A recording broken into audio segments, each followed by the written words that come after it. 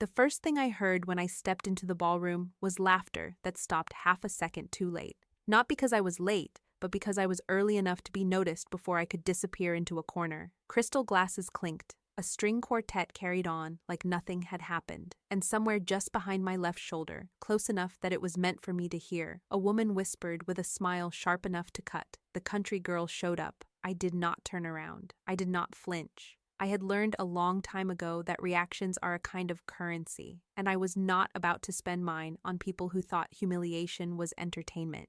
Instead, I smoothed my jacket, lifted my chin, and took one more step into the room like I belonged there, because I did, just not in the way any of them understood yet. My name is Maribel Crow. Most of the people in that room knew me only as my brother's older sister, the one from the small town, the one with the unfashionable accent that softened certain vowels, the one whose life they assumed had stalled somewhere between a dirt road and a forgotten past. To them, I was context, not a person. A footnote to the man of the hour, my younger brother Elias, standing near the center of the room in a tailored suit that probably cost more than my first car. The venue was obscene in its beauty, marble floors polished to a mirror shine, chandeliers dripping light like liquid gold, tall windows framing the city skyline as if it had been curated just for this night. Everything about the place said money, taste, and power. Everything about it was meant to make someone like me feel small, and it almost worked.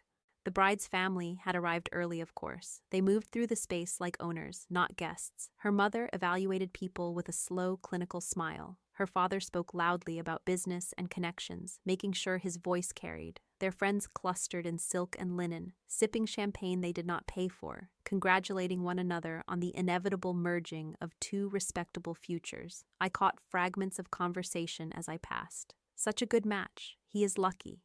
She elevated him. No one mentioned me by name. I was pointed out instead. A glance, a tilt of the head, a murmur, followed by laughter politely disguised as coughing. I had expected this. I would have been more surprised if they had welcomed me warmly. People like them need contrast. They need someone to look down on so the view from the top feels earned. What they did not know, what not a single one of them suspected, was that I had walked through this lobby hundreds of times before any of them ever set foot in it. I knew the pattern in the marble because I had chosen it. I knew the lighting was slightly warmer near the bar because I had argued for it during renovations. I knew which staff members had been promoted recently and which ones were nervous tonight because they recognized me. But none of that mattered yet. What mattered was my brother. Elias saw me from across the room and froze for just a moment. His smile tightened before he recovered. He crossed the space toward me, stopping short, like he was unsure whether hugging me would cost him something. That hesitation hurt more than the whisper had. I had raised him when our parents could not. I had left opportunities behind so he could chase his. I had built my life quietly so his could look effortless. And tonight, standing under chandeliers that bore my fingerprints in ways no one could see, I understood something with painful clarity. I was not just unwanted here. I was inconvenient. So I smiled, soft, polite, easy to underestimate, because this was only the beginning. Humiliation, I learned that night, does not arrive all at once. It comes in layers, dressed up as politeness, poured slowly like champagne so you barely notice how much you have swallowed until you are dizzy from it. It started with where they put me, not at a table near my brother, not even somewhere neutral. I was seated at the far edge of the ballroom with people who did not know my name and had no interest in learning it. A distant cousin of the bride, a co-worker's spouse, a woman who kept asking me how long I planned to stay in the city, her tone already assuming the answer was not long. I glanced toward the head table and saw an empty chair beside Elias that I knew had been there an hour earlier. Someone had decided I did not belong close enough to be visible. I told myself it did not matter. I told myself I had not come for recognition. Then the comments began. They were subtle at first, wrapped in smiles and tilted heads. How brave of you to come. It must be such a change from where you live.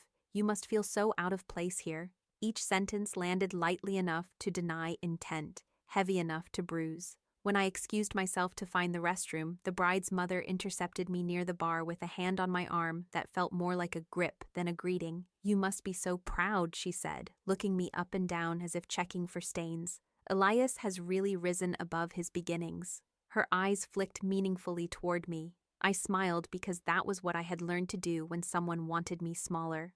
I nodded, lowered my gaze, and thanked her for including me. She seemed pleased by that. People like her always are. The speeches were worse. One by one, friends and family stood to toast the happy couple. They praised the bride's elegance, her family's generosity, the opportunities Elias had been given since entering their world. Not once did anyone mention where he came from. Not once did anyone acknowledge the sister who had paid his first application fees, who had driven him to interviews, who had wired money quietly when he was too proud to ask. I watched him laugh along, his hand resting possessively over his fiancée's, and felt something old and sharp settle in my chest.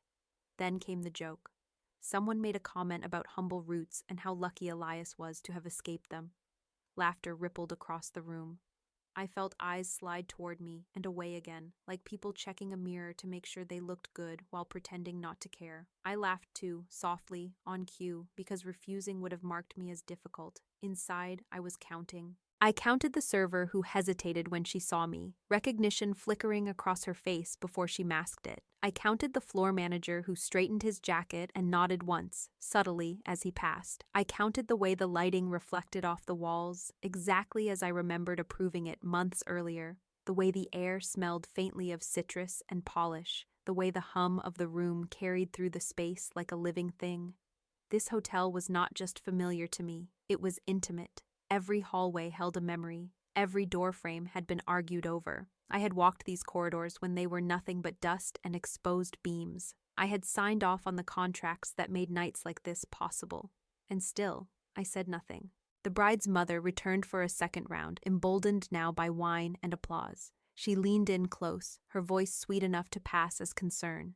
"You must understand," she murmured. "We are very particular about the image surrounding this family. I hope you will not take that personally." I met her eyes and smiled again. What she did not know was that long before this engagement, long before the seating charts and speeches, papers had been signed, decisions had been finalized. Names were already inked into places no apology could erase. The walls around us were standing on agreements older than her assumptions. But silence has weight when you let it sit long enough. It presses back. It makes people careless. So I stayed quiet, I drank my water, I listened, and I waited, letting them believe the story they had written for me, because the longer they enjoyed it, the harder the ending would land. I noticed the change in my brother before anyone said my name out loud again. It was in the way he stopped looking for me in the room, the way his eyes skimmed past me like I was part of the decor. Elias had always been expressive, unable to hide what he felt, even when he tried. That night, he learned how. He learned how to smile without warmth, how to nod without listening, how to stand beside people who praised him for things they had not built and thank them like they had saved his life.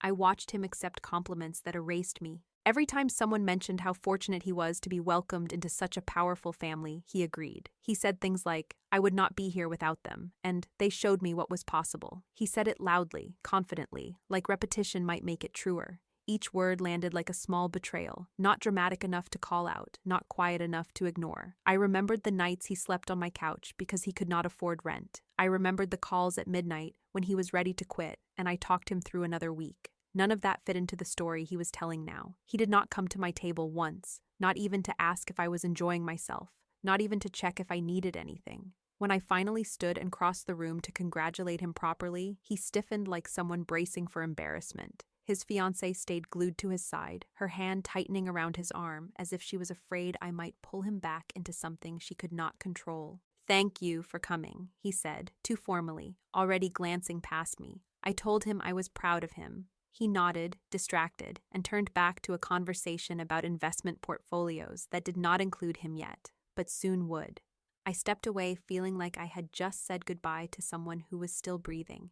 It hurt more than I expected.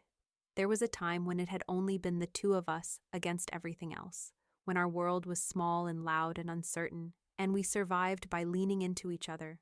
I had taken the harder road so he could take the easier one later. I had never regretted it. Until that night. Watching him trade memory for approval made me feel foolish in a way I had not felt in years. The confrontation came wrapped in charm. The bride decided it was time for a family photo. She announced it sweetly, her voice carrying just enough to draw attention. "Immediate family only," she clarified, her eyes flicking to me for a fraction of a second too long. A few people shifted uncomfortably. Legacy. The word echoed louder than it should have. I felt the room lean in, waiting to see what I would do. This was the moment they expected me to shrink, to make things easier by removing myself. I almost did. My legs actually shifted backward before I stopped them. Leaving would have spared me the embarrassment. Leaving would have given them the ending they wanted. Instead, I stayed where I was. "I do not mind," I said calmly. "I am family too." There it was, the flicker of irritation in her eyes, the quick glance toward her mother. Elias hesitated, caught between habit and comfort, then chose comfort. He did not correct her. He did not insist. He let the photographer gesture me aside like an afterthought. That was the moment something settled inside me. Patience is not passive, it is expensive. Every second I stayed silent, every smile I forced, cost me something real. My throat burned, my chest felt tight, but I paid the price willingly because I understood what they did not. Striking back too early would have robbed this night of its weight. So I stepped aside, I folded my hands, I became small in all the ways they needed me to be. And while the camera flashed and immortalized a version of my brother that no longer included me, I promised myself I would not chase him. I would let him walk where he thought power lived. Some lessons required distance. The pressure built until it felt unbearable. I held it anyway. Once you stop waiting for kindness, you start noticing truth. It began with small things most people would miss. A server who lingered a second too long when I asked for water, her eyes flicking to my face with something like recognition before she caught herself. A bartender who addressed me as ma'am with a respect he had not used earlier, then quickly corrected his tone when he noticed who I was sitting near. Staff do not behave that way unless they have been told something or unless they remember something. Managers were worse. I saw it when the bride's father snapped his fingers for the floor manager and pointed at me, his mouth forming the word remove. The manager approached my table, stopped, then hesitated. He glanced past me toward the corridor that led to the administrative offices. His jaw tightened. He cleared his throat and said he would be right back. He never returned. Instead, another manager appeared. Younger, nervous, overly polite. He asked if everything was to my liking. When I thanked him and said yes, he looked relieved in a way that had nothing to do with service standards. That was when I knew the undercurrent had shifted. Not loudly, not dramatically. Quietly, the way real power always moves. The confirmation came by accident, which is how the most honest truths usually do. The bride's aunt complained loudly about an incorrect charge on her room folio, waving the bill like proof of betrayal. She demanded someone important fix it. The front desk clerk apologized and explained the rate was correct according to the contract on file. Contract was the word that made me look up. The bride's father strode over, puffed with confidence, and announced that he would handle it himself. He dropped a name, then another, both meant to intimidate. He said he knew the owner. He said mistakes like this did not happen to families like theirs. The clerk nodded, calm, and asked him to wait while she verified something in the system. She did not look at him when she said it. She looked at me. That was the moment my restraint changed shape. Up until then, it had been endurance. Something I carried because leaving would have hurt more. Standing there, watching a man boast about influence he did not possess, something inside me settled into place. This was no longer about surviving the night. This was about ending it properly. Tonight, I decided. Not tomorrow, when apologies could be drafted and stories softened. Not later, when memory might blur the edges. Tonight, while witnesses were still holding champagne glasses and assumptions. Tonight, while arrogance was still loud enough to trip over itself. I did not act immediately. Power reveals itself best when given room. I moved through the room slowly, noticing how conversations dipped when I passed, how laughter grew sharper. The bride's mother watched me openly now, suspicion creeping into her expression like a crack in porcelain. The father continued to perform, unaware that borrowed wealth always collapses fastest under scrutiny. Their confidence was unsecured, propped up by favors and leases and appearances that could be revoked with a signature. I gave them one last chance without announcing it. The bride took the microphone again, flushed with wine and approval. She thanked her parents for making everything possible, thanked their friends for their support, thanked my brother for choosing her world. Then she paused, smiled sweetly, and gestured vaguely in my direction. Some people, she said lightly, struggle to let go of where they come from, but tonight is about moving forward, not backward. Laughter followed. Not everyone joined in, but enough did. I felt the insult land cleanly, without disguise. It was public. It was deliberate. It was meant to remind me that silence had been mistaken for submission. I nodded once, as if accepting the truth of it. That nod was my last gift to them. Across the room, the floor manager met my eyes. Just briefly. Just enough. He gave the smallest possible shake of his head, a warning disguised as courtesy. I smiled back, calm and grateful. He exhaled, like someone who had been waiting for permission. The air in the ballroom felt tighter now, charged with something the guests could not name. They sensed a shift, but did not understand it. People rarely do until it is too late. My brother stood beside his fiancée, laughing a beat too loudly, unaware that the ground under his feet was no longer solid. I walked toward the center of the room, my steps measured, my expression unreadable. Conversations stuttered and stopped as I passed. The chandeliers above us glowed warmly, indifferent witnesses to what was about to end. They thought the story was still theirs to tell. They were wrong. I did not raise my voice. I did not ask for attention. I waited until the laughter thinned and the last toast dissolved into polite applause. Then I stepped forward just enough that the microphone caught my breath before my words. The room leaned toward me without realizing it was doing so. I own the hotel. For a moment, nothing happened.